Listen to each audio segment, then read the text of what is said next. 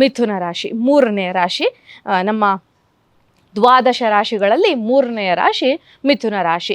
ಈ ಮಿಥುನ ರಾಶಿಗೆ ಏನಪ್ಪ ಅಂತ ಹೇಳಿದ್ರೆ ಲಗ್ನ ಅಥವಾ ರಾಶಿ ಎರಡರಿಂದನೂ ನೋಡಬೇಕಾಗತ್ತೆ.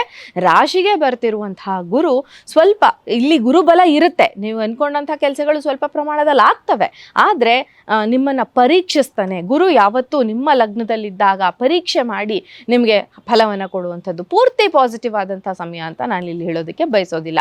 ಇದನ್ನು ಒಂದು ನಾಟ್ ಬ್ಯಾಡ್ ನಾಟ್ ಗುಡ್ ಅನ್ನುವಂಥ ಒಂದು ಸಮಯ ಅಂತ ನೋಡ್ಬೋದು. ತುಂಬ ದೊಡ್ಡ ಪ್ರಮಾಣದ ತೊಂದರೆಗಳು ಬರಲಾರವು, ಯಾಕೆಂದರೆ ನಿಮ್ಮನ್ನು ಪ್ರೊಟೆಕ್ಟ್ ಮಾಡೋಕ್ಕೆ ನಿಮ್ಮ ರಾಶಿಯಲ್ಲಿ ಗುರು ಇದ್ದಾನೆ ಅಂತ ಹೇಳಿಬಿಟ್ಟು. ಸೊ ಹಾಗಾಗಿ ನಿಮಗೆ ಈ ಸರಿ ಒಂದು ಪ್ರೊಟೆಕ್ಷನ್ ಇರುತ್ತೆ. ಆದರೆ ನಿಮ್ಮನ್ನು ಪದೇ ಪದೇ ಪರೀಕ್ಷೆ ಮಾಡೋದು, ಗುರುವಿನ ಕೆಲಸ ಏನು, ಪರೀಕ್ಷಿಸ್ತಾರೆ. ಸೊ ಹಾಗೆಯೇ ಪರೀಕ್ಷೆ ಮಾಡಿ ನೀವು ಸರಿಯಾದ ಮಾರ್ಗದಲ್ಲಿ ನಡೀತಾ ಇದ್ದರೆ ನಿಮಗೆ ಮಿಥುನ ರಾಶಿಯವರಿಗೆ ಖಂಡಿತ ಈ ಸಮಯದಲ್ಲಿ ಒಂದು ಫೈನಾನ್ಷಿಯಲ್ ಇಶ್ಯೂಸ್ ಸಾಲ್ವ್ ಆಗೋದಿರ್ಬೋದು ಅಥವಾ ಯಾವುದೇ ವಿಚಾರದಲ್ಲಿ ನಿಮಗೆ ಶುಭ ಫಲಗಳನ್ನು ಪಡ್ಕೊಳ್ಳೋದಕ್ಕೆ ಅವಕಾಶ ಇರುತ್ತೆ ಅಂತ.